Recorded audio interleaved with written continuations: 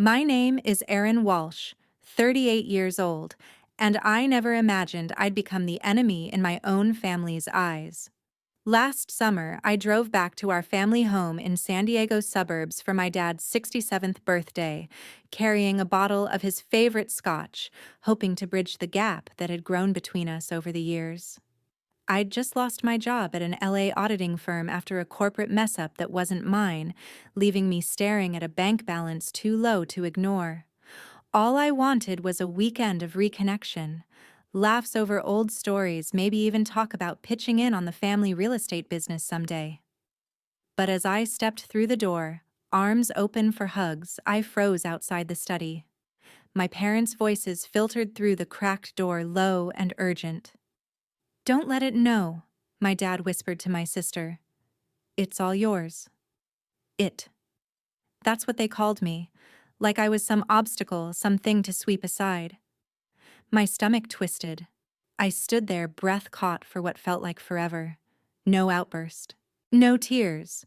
Just a cold clarity hitting me. They were carving me out of everything. The business worth $12 million. The beach house. The mountain cabin where we'd built sandcastles as kids. All handed to her on a silver platter. I slipped out quietly that night, engine humming as I hit the highway back to LA. 1 week later, I walked into court with a folder as thick as my resolve. That evening, my phone lit up. 45 missed calls. So I made my move. Before I get to my story, I want to know what time and what city you're listening in. I'm glad to know how far my story has spread. The drive back to LA blurred into a haze of headlights and half-formed plans, but I couldn't shake the echo of those words from the study door. I'd arrived that afternoon, suitcase in hand, stepping into the familiar foyer where Mom, Diane, always kept fresh flowers on the side table. She pulled me into a hug that smelled of vanilla and home-cooked meals, her voice soft as she said, "It's been too long, honey." Dad emerged from the kitchen next, clapping me on the back, with that firm grip he'd used to teach me how to swing a bat in the backyard. "Good to see you, kid," he grunted, eyes flicking to the bottle of scotch I'd brought. My sister hovered nearby, her smile bright but quick, like she was holding back a secret. We settled into dinner soon after, plates clinking over stories of her latest deals at the family business. Hayes Realty, the empire Dad had bootstrapped from flipping beach shacks in the 90s. But midway through, while clearing plates, I caught snippets from the study. Dad's voice dropped low, pulling my sister aside. "Don't let it know," he murmured, the words slicing through the air like a dull knife. "It's all yours." It. Me. The daughter who'd moved 3 hours north for a career in auditing high-rise deals, who'd called every Sunday without fail. Mom chimed in, then her tone hushed and final. She made her choices, let her keep them. My sister hesitated, whispering back, "But what if it finds out?" Dad's laugh was short, bitter. "It won't. We've planned this clean." I stood frozen in the hallway, plates balanced in my hands, the steam from the dishwasher fogging the air around me. 30 seconds ticked by. I counted them in my pulse pounding against my temples. My body locked like a statue, breath shallow and ragged. The metallic tang of betrayal coated my tongue, sharp as blood from biting my cheek. How long had they whispered like this? Since I'd left for college, or earlier when I'd chosen spreadsheets over sandlots. Inner voices clashed. "Run in there, demand answers. Walk away. They're already gone. You've always been the outsider, the one who built her own walls." Present perfect tense hit me then. I'd always sensed the favoritism, the way Dad's pride swelled for her promotions while mine got a nod. But this was erasure.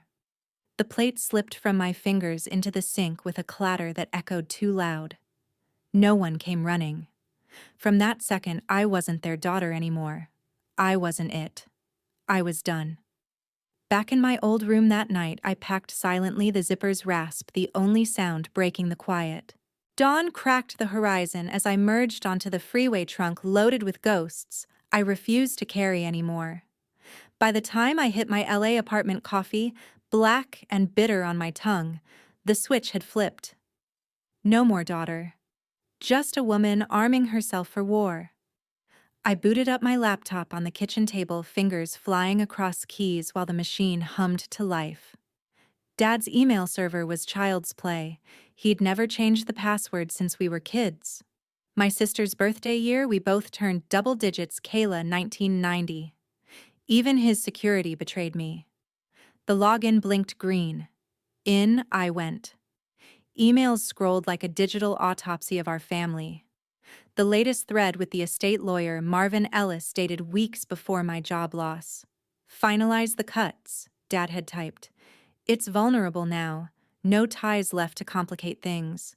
Kayla gets the full stake in Hayes Realty, $12 million valuation and climbing. Beach house in La Jolla. Big Bear cabin. All hers. My sister Kayla.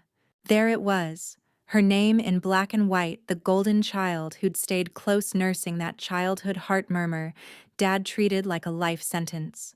Then came the gut punch, a scanned will attachment notarized months back. Me a footnote. $25,000, barely enough for 6 months' rent. It chose independence. The memo read in Dad's scrawl. No need to drag Kayla down. Veins iced over as I dug deeper. Attachments from 8 years ago. The year Hayes Realty jumped stateside.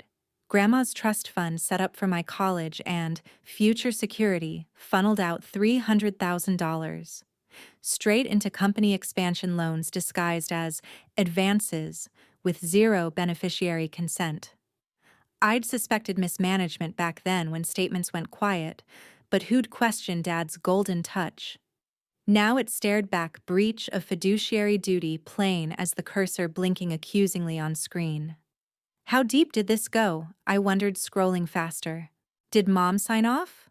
Or was she just along for the ride? Next, the joint accounts we'd set up in high school. Lessons in investing, Dad called them. I'd poured in summer job cash early bonuses from auditing gigs. They sat untouched, bloated to $800,000 in bonds and real estate funds. Equal access, my name right there as co-owner. No strings. I transferred half that night. $400,000 wired to my personal brokerage, clean and irrevocable. The confirmation pinged like a starter pistol, but I needed allies. First call went to Aunt Gloria, Mom's older sister, the one who'd handled Grandma's original paperwork. "Erin, what's wrong?" she answered, voice edged with that family radar. I laid it out flat. The will, the trust raid. She sucked in air. "I've got records buried in my files." He twisted the terms. "I'll email scans tonight." Her words landed heavy proof of unauthorized transfers, timestamps matching company ledgers. Theo Voss picked up on the second ring, my old colleague from the firm, now knee-deep in estate disputes. "Erin, talk to me." I fired details, passwords, pilfered funds, the "it" clause in the will. He whistled low. "Breach of trust, clear as day. Joints are yours by right, but that grandma money felony territory in California. Build the case ironclad. Injunction, first freeze everything before they sign." We mapped it out, affidavits from Gloria, forensic pulls on the accounts. "You're not fighting family," he said finally. "You're enforcing law." By midnight, files zipped and encrypted, my arsenal gleamed. Betrayal confirmed.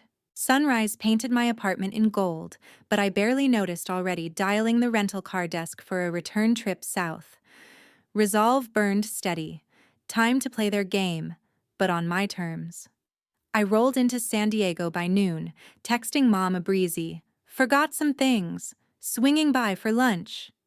She replied instantly, all warmth and emojis. Perfect. I parked curbside, forcing a smile as I knocked the door swinging open to her flour-dusted apron. "Twice in a week, what's gotten into you?" She laughed, pulling me into the kitchen where pots simmered with her famous clam chowder. Dad wandered in, mid-stir, eyebrow raised. "Back already? Thought you'd be buried in LA traffic." I shrugged it off, casual as coastal fog.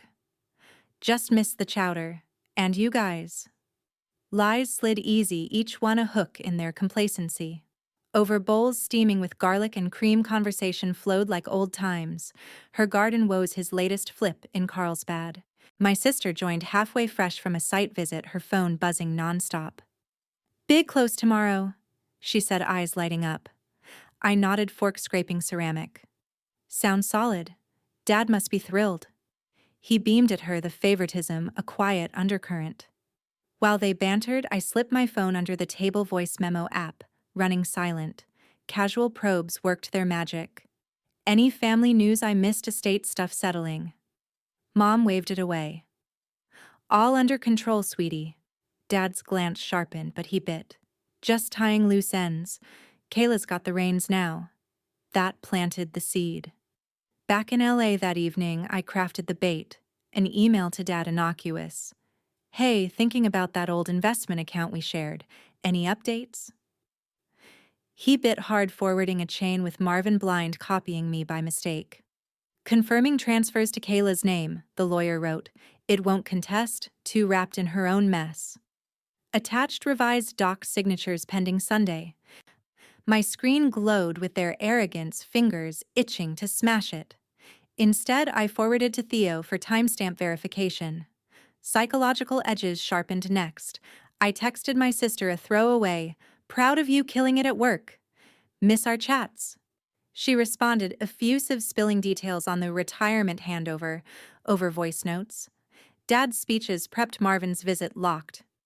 Each clip layered my case, her voice unwittingly damning. "They're dancing on my grave," I thought while I lined the noose. Aunt Gloria's scans arrived, then redlining the trust diversions with legal annotations. "This holds in court," she noted in her cover email. Theo looped in via conference call, dissecting angles. "Injunction filing Monday, freeze assets pre-signature." Her voice notes gold for intent. The real prize dropped Friday night. I'd spoofed a client query to Marvin's office line recorder primed. "Quick check on Walsh Estate," I said, voice modulated, neutral. He took the bait, rambling. "Final plans airtight. Ronald's retiring clean. Full transfer to Kayla post-dinner. The other one's out. No loose ends." Click. His words hung in the air, a smoking gun wrapped in silk. Let them think they won. Saturday morning traffic crawled, but my grip on the wheel stayed iron. The Hayes Realty office loomed mid-morning, a glass-fronted box Dad had built 5 years back, symbol of his climb from beach bum to broker king. I pulled up unannounced badge from an old intern stint, still valid. The lobby echoed empty weekend hush, broken only by the hum of AC vents. Up the elevator to the second floor, my sister's office door creaked open under my knock. Kayla looked up from her desk, surrounded by blueprints and coffee rings, surprise flashing across her face. "Erin, what are you doing here?" She stood smoothing her blouse, the one with the faint scar line from her teen surgery, that heart murmur Dad had fretted over like a curse. I closed the door behind me, leaning against it. Needed to talk. Alone. Her eyes narrowed, but she gestured to the chair opposite. "Shoot." No warmth, just that guarded edge she'd honed working under him. I sat, pulling out my phone, the voice note from last night cued but silent for now. "The will. The transfers. You knew." Her posture stiffened, fingers drumming the desk. "What about them?" Throat tightening, I laid it bare. "They call me it. Like I'm trash to toss. And you pushed for it, didn't you? Suggested cutting me clean because I left for LA, built something separate." She flinched, color draining. "That's not fair. Dad's retiring. I've earned this. 15 years grinding here while you audited towers up north." I leaned forward. "Earned by erasing your sister. The heart thing, that murmur, gave you a pass, but it doesn't license betrayal. I'd split it even. Company to you, assets shared. Family Kayla. Or is that gone too?"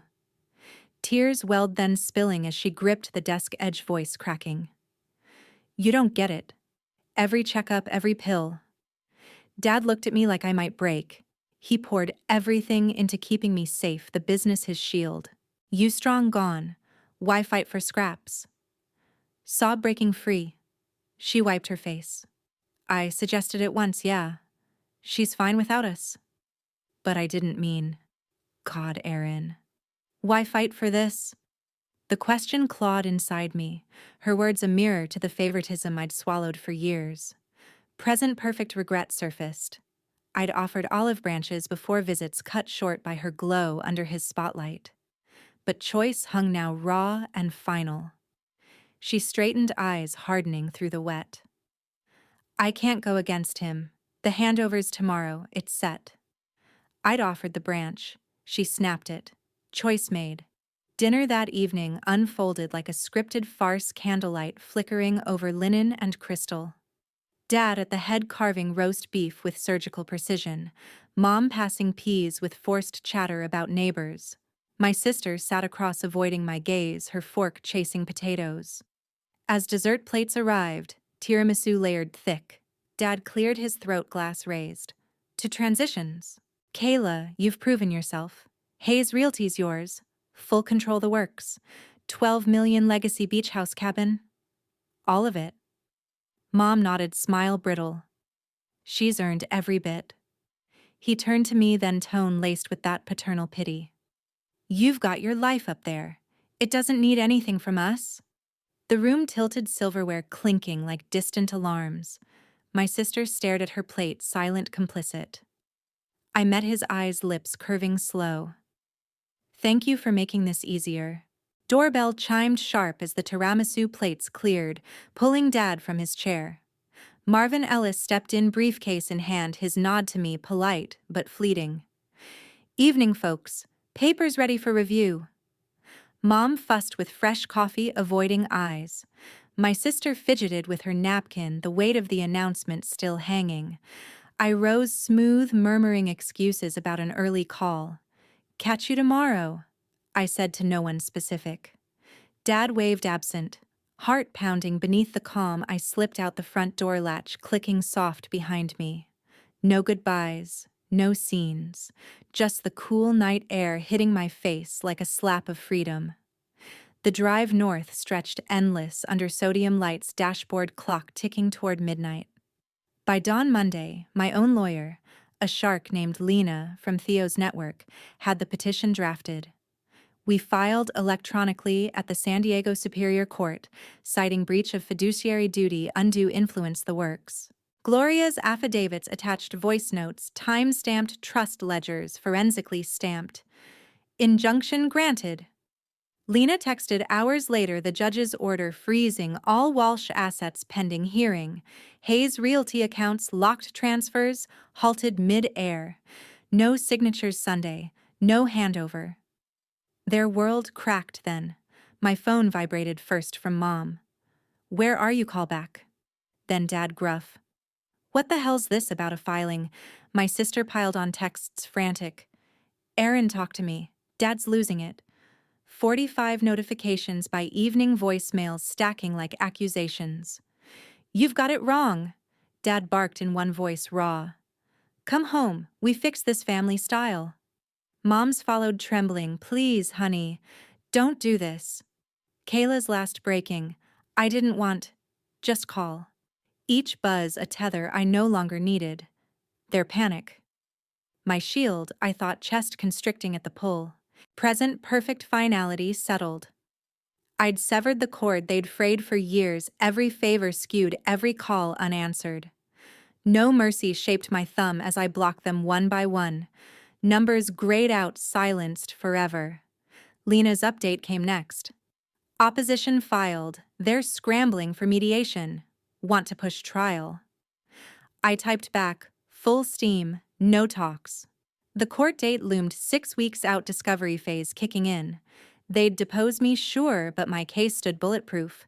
Joint withdrawals, logged emails, irrefutable. Dad's empire teetered, brokers whispering pullouts. My sister's deals stalled, clients citing instability. Sak nhan yu kaumoy, truak ki viet toy, janjok ki vanamro tuanbo, yu kaumoy, chofhan 7 hop, sist yu kaugok, nguf hop, jan hok va, bokuk thong, hat fan 7 court victory. 40% Taisan, total destruction. Ronald Diane, Kayla, thuk to see law. Aaron's firm, plus final message loop, IT, nightmare. Noitu, lines went dead. Fan 6 ma kong nhak, lap e.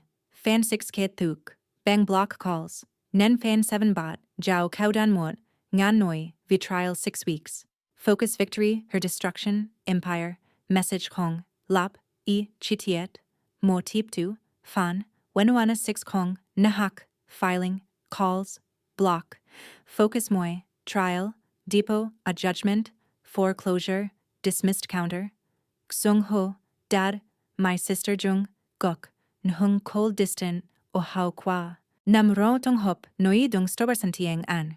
Jodai fat sadan plus, dinijem, Soviet lai, nu thu. Jung tutu trial, fan quiet, ho kwatungan guoi. Empire, message. Kong lap, kao thoai, mio tatrong fan. Lien mak kao dan mo jiao nangan, kong mio ta, tom tat nhak truk, ket thuk loop mut voi. Fan wanma kong goi motua. Giong drama thuk te kichtin, legal win inner peace, kong kele, mio tadai. Apdung ngufap past, simple, cost continuous asigi. The gavel fell, assets dissolved, present perfect I'd reclaimed, Kaun gone, empire built. Divoi fan tu shoulders slumping, hoi thoai root gone case dismissed. Tu noa weeks dragged, Kamsuk relief washed cold, hoi tu. Chitiet giak quan gavel echoed. Jock thoai, their nightmare my dawn. YouTube safe victory empowering Sach. Tong kiem traloing guyen, nhan nu ko lap destruction du hao qua. Kak fuk draft. Jock lien. Fan 6+7. Bien fap check. Do, len lap. 10. Logic, to trok finalize. Sak nan junam ro. Toi Soviet fan, 7 ningai. Noi dung fan 7. Victory and destruction. 6 weeks blurred into depositions and motions, the courtroom air thick with recycled tension. Dad's lawyer grilled me under fluorescent glare, probing for cracks. You admit seeking confrontation, he snapped. I met his gaze steady. I enforced rights. My sister testified next, voice wavering on the stand, recounting family pressures without naming the murmur that had tipped scales. Mom sat rows back, hands knotted in her lap. Dad avoided my eyes entirely, his suit hanging looser than before. The gavel fell on a crisp October morning, judge's ruling slicing clean through the silence. Petitioner prevails on all counts. She intoned, papers rustling. Breach of trust upheld, the $300,000 from Grandma's fund repaid with interest plus punitive damages for undue influence. Joint accounts mine by co-ownership, $800,000 intact. The will invalidated assets divided equitable 40% to me, $4,500,000 in Hayes Realty shares, Beach House Equity Big Bear Cabin outright. Dad's empire halved, transfers reversed.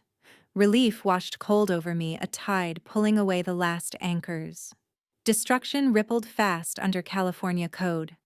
Dad's opposition crumbled first. Bankruptcy petition filed by November, Hayes Realty dissolving amid client exodus and frozen loans. Brokers jumped ship, properties foreclosed in waves. He downsized to a condo in Chula Vista, scraping consulting gigs at half his old rate. The man who'd flipped empires, now flipping burgers part-time to cover alimony. Mom followed suit, their family home, that vanilla-scented haven, auctioned off to settle joint debts from the suit. She relocated to a rental in Escondido, calling once from a blocked number I'd unblocked briefly. We can still be mothers and daughters, she pleaded, voice thin. I hung up gentle. Too late for that. My sister fared worst in the fallout. Counterclaim for emotional distress dismissed outright. Judge called it frivolous retaliation. Unemployed by spring, her resume tainted by the scandal, she bounced between temp agencies that golden glow dimmed to resentment. Last I heard through mutual contacts, she was couch surfing with old colleagues, the murmur a footnote to her unraveling. I'd reclaimed more than dollars, the pieces they'd scattered. Empire built from those shards, my own auditing firm in LA, niche in estate protections for women like me, clients filing in steady after my anonymized blog post went viral. From it to ironclad, the tagline read, their nightmare. My dawn. They'd whispered erasure, I'd etched permanence. Family could fracture you deepest, but law rebuilt stronger. Choose the forge over the fracture.